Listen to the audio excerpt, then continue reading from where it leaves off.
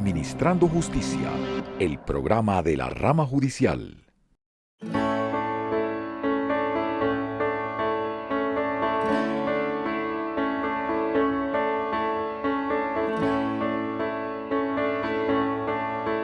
Bienvenidos al programa Administrando Justicia. Hoy desde Santa Marta, sede del conversatorio por la integridad y la transparencia del Poder Judicial, organizado por el Consejo Superior de la Judicatura. Magistrados, jueces, académicos internacionales participaron de este magno evento, en donde se trataron temas relacionados con la ética y la profesión del abogado, al igual que el servicio de administración de justicia. Bienvenidos.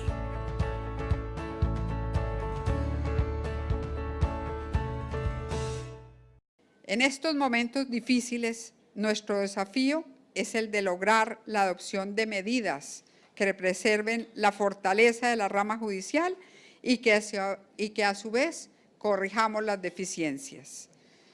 La rama judicial debe ser el ejemplo moral y el norte jurídico de toda la sociedad.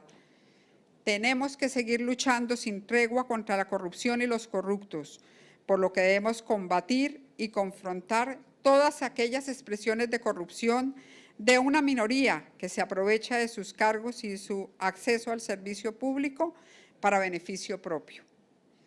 Igualmente, debemos asumir el compromiso de implementar y reforzar los procesos institucionales necesarios para ser efectivos en la administración de justicia, los valores, los principios de transparencia e integridad y rendición de cuentas, así como garantizar la máxima publicidad de nuestras actuaciones como instrumento democrático que refuerce la confianza de los ciudadanos en la rama judicial.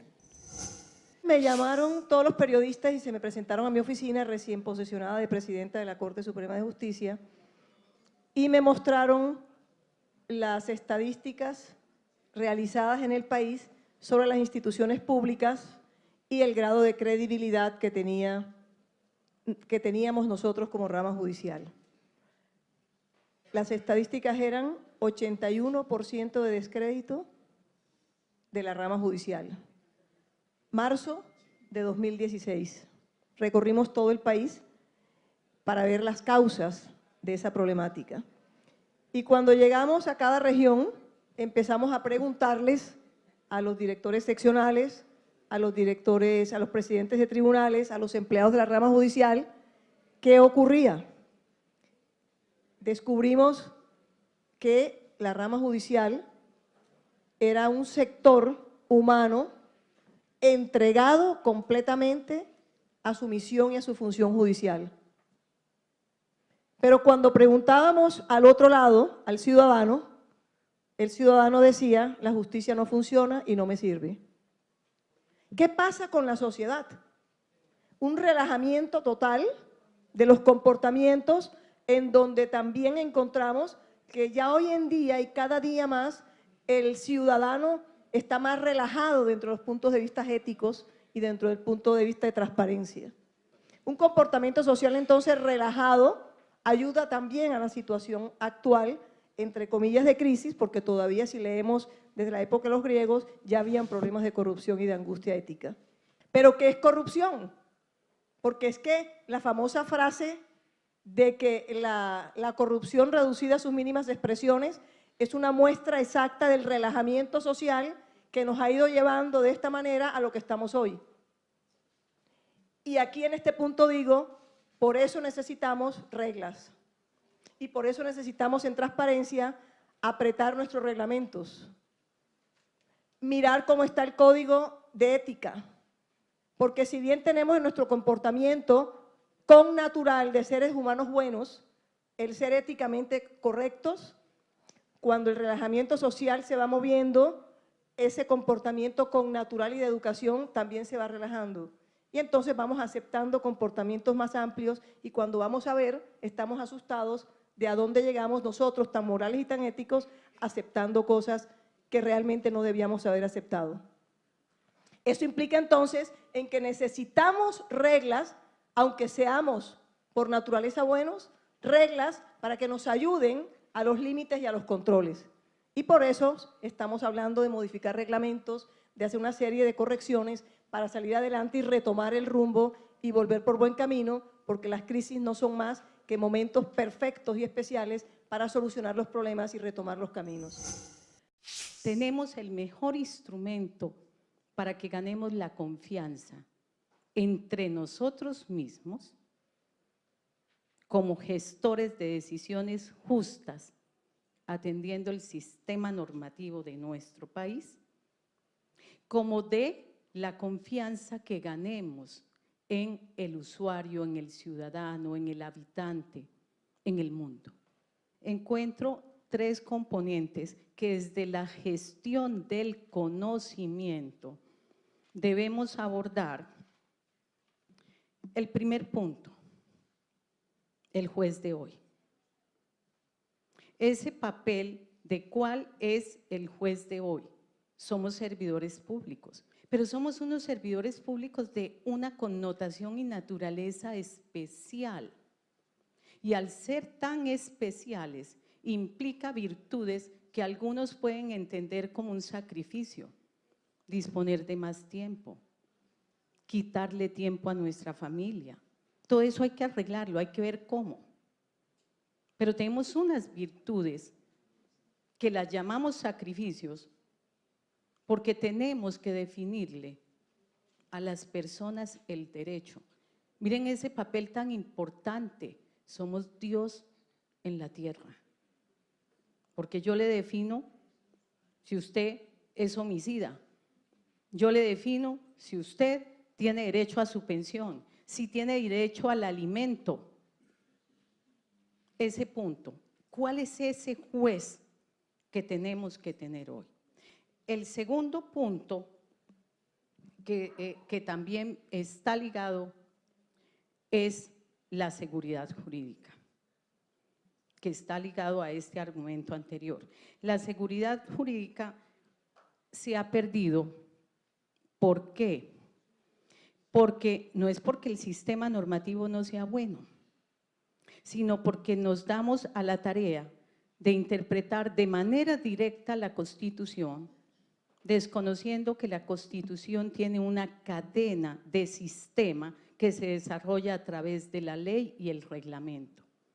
Y finalmente un módulo muy importante, yo lo llamo módulos, podrían haber, ese sería el papel de la comunicación, es nuestra relación con el ciudadano. Sería muy bueno que así como hemos entrado en diálogos judiciales, cultura de legalidad, haya un mecanismo de sentarnos a socializar nuestras decisiones con la academia, con las universidades, con los colegios de abogados. Que es que la interpretación judicial, que es autonomía mía, que no, pero por Dios, es que tenemos que escuchar al otro, no en el espacio del proceso. ¿Por qué? Porque allí usted no me puede venir no me debo dejar intimidar de ello. La lucha que ha sido para el Poder Judicial colombiano, el de tener jueces y empleados en carrera. Por eso, a partir del 88 que se crea la carrera judicial, pero también a partir del 91 que empieza el Consejo Superior de la Judicatura, hay un avance para todos el Poder Judicial colombiano. Y lo rescatable es que hemos logrado al día de hoy tener más o menos un 75% de jueces de la República en carrera y aproximadamente un 90% de los magistrados de tribunal y un 62% de empleados. Igual en la parte administrativa, en donde los empleados también han entrado ya en la carrera, y esto es garantía de autonomía e independencia para los jueces de la República y para el Poder Judicial. Por eso creemos nosotros de que hacia el futuro el sistema judicial va a mejorar, porque lo que trae precisamente la carrera es que se escojan, se seleccionen no solamente los mejores profesionales, sino que también existan unos mecanismos de control que trae precisamente ser funcionario de carrera, y son las calificaciones, y es el seguimiento, y es el plan de mejoramiento. En Colombia tenemos dos sistemas de presupuesto. Ustedes, la mayoría o todos lo saben. Tenemos el presupuesto general, en el que hace parte la rama judicial. Tenemos el presupuesto del Sistema General de Regalías, recientemente expedido del acto legislativo, pero son básicamente estos dos, pero la rama judicial se mueve dentro del presupuesto general de la nación, ustedes lo saben, y obviamente lo que tiene que ver con el presupuesto general parte obviamente de algunos instrumentos, unos instrumentos que son de política, unos instrumentos financieros y unos instrumentos presupuestales. En un lapso de tiempo del 2010 a 2017 encuentra uno que las solicitudes que se hacen de asignación de recursos siempre están en un 30%, entre 25 y 30% por debajo de esas necesidades. Lo perfecto es enemigo de lo bueno, pero uno tiene que ser consciente y racional. O sea, nosotros pues dependemos de los recursos y de los tributos que nosotros mismos pagamos, que la sociedad paga, y por eso es que tenemos que sí hacer un esfuerzo para que nos asignen recursos, pero también tenemos que hacer esfuerzos todos al interior para ser mucho más eficientes. El Consejo Superior más o menos hace 2 meses creó la Comisión de Justicia Abierta. ¿Cuál es la pretensión? Que en este proceso, este grupo de profesionales, no solamente nosotros, sino con las unidades, podamos definir cuáles son las estrategias y el paso a seguir frente a la divulgación de la información y el acceso a la información. La corporación aprobó que los magistrados que integramos la corporación, los directores de unidad, publiquemos nuestras hojas de vida con los datos de experiencia, del ejercicio de la profesión, de la vinculación a cargos públicos y privados, de nuestra historia laboral. Asimismo, publiquemos cuáles son nuestros bienes y nuestras rentas. Adicionalmente, cuáles son las recusaciones e impedimentos que hemos tenido en el ejercicio de la función como magistrados del Consejo Superior, también las asistencias a las plenarias de la corporación y la justificación de la inasistencia a la sesión. Como información adicional, el ejercicio de la docencia, si alguno lo tenemos, para efectos de que se conozca en horario laboral si tenemos docencia en los diferentes centros educativos. Y por último, obviamente, la información de todas las comisiones que se nos otorga, cuál es la razón de la comisión, cuál es el objeto, el lugar de la comisión y si hay reconocimiento de viáticos. Esto es en busca de cumplir los principios de transparencia y rendición de cuentas que debemos realizar en cumplimiento de la Ley 1712 y lo que dispone la Constitución Nacional de transparencia e informe de gestión y asimismo rendición de cuentas a toda la opinión pública. Justicia abierta es aplicar las normas de gobierno abierto dentro del ámbito de la justicia. Y dentro del ámbito de la justicia, el gobierno abierto nos dice que tiene que haber transparencia, cooperación y participación. Dentro de toda esa área de transparencia, lo que viene a decir es que el Poder Judicial tiene que ser transparente como administración que gestiona una serie de bienes, que gestiona personas, que tiene que ser transparente en su forma de actuación. Y por otra parte nos dice también que la información que sale del Poder Judicial también tiene que ser conocida. Es decir, que los ciudadanos tienen que saber cómo se aplica justicia en cada uno de nuestros países. Creo que jueces y magistrados tienen que hablar por resoluciones judiciales. Y impartiendo justicia, así hablan. Otra cosa es el juez que puede ser mediático, ante asuntos muy complejos, pero que también se tiene que mover en un ámbito muy estrecho, porque precisamente él se pronuncia con esas resoluciones judiciales, con esas sentencias, con esos autos, con esas providencias. Pero precisamente esa es la función que tiene que desarrollar el Poder Judicial. El Consejo Superior de la Magistratura tiene que difundir y hacer accesible todas esas sentencias. ¿Y de qué forma lo tiene que hacer? Lo tiene que hacer posibilitando el acceso y posibilitando también con medios de difusión, con medios de prensa, con los servicios de comunicación, que esas sentencias sean accesibles al público y fácilmente comprensibles. El concepto de Open Justice o justicia abierta es un concepto, Reinel, en construcción. No es un producto terminado desde el punto de vista conceptual y menos en la realidad. Justicia abierta implica una justicia accesible al público, pero accesible al público en términos de información, en términos de transparencia, en términos de eficacia, y sobre todo que le rinda cuentas a la ciudadanía. Cuando la ciudadanía sabe lo que hacen sus jueces y cómo lo hacen y cómo llegan a sus decisiones, la confianza de la ciudadanía en la justicia aumenta.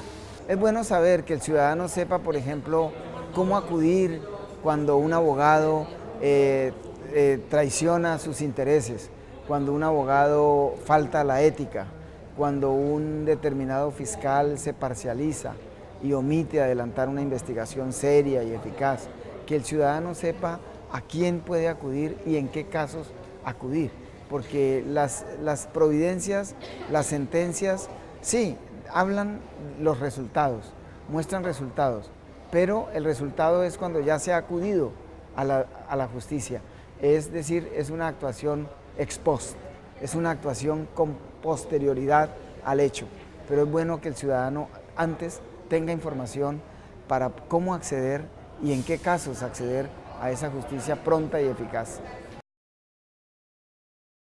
La justicia comienza en la misma educación, en la formación del futuro administrador de justicia. Hoy planteaba Reinel que es importante que el juez, que debe ser neutral, además de neutral, sea alterutral. Yo hablaba del alterutralismo al que se refiere César Beccaria y el mismo Alessandro Barata. Barata hablaba en la década de los 80 de la necesidad de que el juez fuera alterutral, alter con el otro, pero a la vez neutral. No un juez allá arriba en la cúspide, sino un juez que descienda al nivel del conflicto, que le duela el conflicto, que proponga fórmulas de solución, que sea un mediador, que si ve una fórmula de conciliación la propicie, que se preocupe por restablecer el derecho quebrantado, no solo por enjaular al responsable, sino también por restablecerle el derecho a las víctimas. La justicia abierta se ha considerado que es la aplicación de los principios de transparencia, colaboración y participación de la ciudadanía con el fin de hacer la administración de justicia cercana, accesible y que lleve a que se aplique esa administración de justicia de una manera confiable y efectiva para lograr la paz social. Los efectos que se persiguen en realidad de la justicia integral es que muchas decisiones no satisfacen lo que es la justicia integral en el sentido de restablecer las relaciones que han sido rotas, en el sentido de restablecer, mejor, de solucionar o reparar el daño causado y el tejido social roto. Muchas veces decisiones no alcanzan a eso, decisiones, digamos, formales, no alcanzan a eso. Entonces esta justicia es un complemento de eso sin que la sustituya. No la sustituye porque un ejemplo de ellos es que los resultados restaurativos que se incorporen, por ejemplo, al proceso penal, no llevan a que no se imponga la sentencia. Hay sectores de la ciudadanía o de la sociedad civil organizada que realiza prácticas restaurativas y en sentido estricto, justicia restaurativa. Esos resultados deben ser incorporados a los procesos, especialmente a los procesos penales. Un ejemplo de esas organizaciones que se encargan de efectuar justicia restaurativa es la Confraternidad Carcelaria Colombiana. Otro ejemplo ya estatal es la Casa de Justicia Juvenil Restaurativa de la Alcaldía Mayor de Bogotá.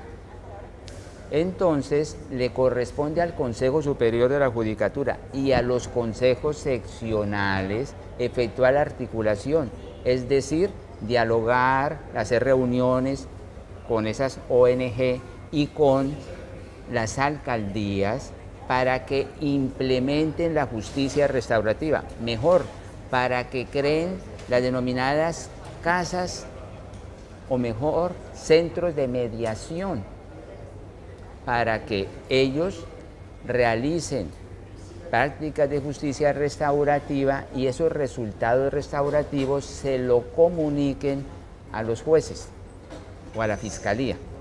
Parecería que la ética se redujera al cumplimiento de deberes legales. O sea, de actos absolutamente inmorales como vender una sentencia, absolutamente inaceptables que están prohibidos por el derecho, que son actos ilícitos.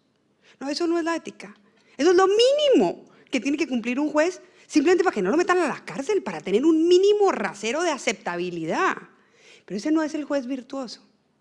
Hay una exigencia mayor de la ética, que tiene que ver con el ejercicio del derecho, con la resolución de los dilemas morales que nos presenta el derecho a los abogados, a los profesores de derecho, a los decanos de derecho, a los jueces, a los fiscales. Nos presenta dilemas jurídicos el derecho que no están resueltos por los códigos de procedimiento, ni por los códigos sustantivos, ni por el código deóntico, digamos, disciplinario del ejercicio de la profesión. Hay unos dilemas que no pueden estar resueltos ahí. Y cuando uno los resuelve de conformidad con los valores, los principios y los derechos del Estado social y democrático de derecho, cuando el juez los resuelve de conformidad con los principios de independencia, autonomía e imparcialidad, entonces estamos frente a un juez que de verdad merece el apelativo de honorable. Reconocer que estamos en una grave y profunda crisis en la justicia por todos los señalamientos últimos que nos vienen haciendo. Los focos están en este momento sobre el Poder Judicial y creo que para encontrar las soluciones debemos partir de reconocer una dura y cruel realidad. Nosotros estamos, como cualquier servidor, obligados, no es voluntariamente, obligados a rendir cuentas. Y esa rendición de cuentas tiene que ser una rendición veraz y objetiva para lograr la credibilidad. Ahora, en la página web, nosotros tenemos los resultados de gestión de absolutamente todos los operadores judiciales, de magistrados de alta corte como de todos los 1.300 promiscuos municipales. Y tenemos elaborados unos rankings por resultados, por productividad. Y todo el mundo se puede comparar en esas páginas que las estamos mejorando para saber cómo está el trabajo en cada uno de nuestros distritos. En la medida en que rindamos cuentas con una información fidedigna y veraz y controlemos la gestión, yo creo que ahí vamos a mostrar total transparencia ante la sociedad. Tenemos todas las herramientas legales para ponerle una valla a la corrupción.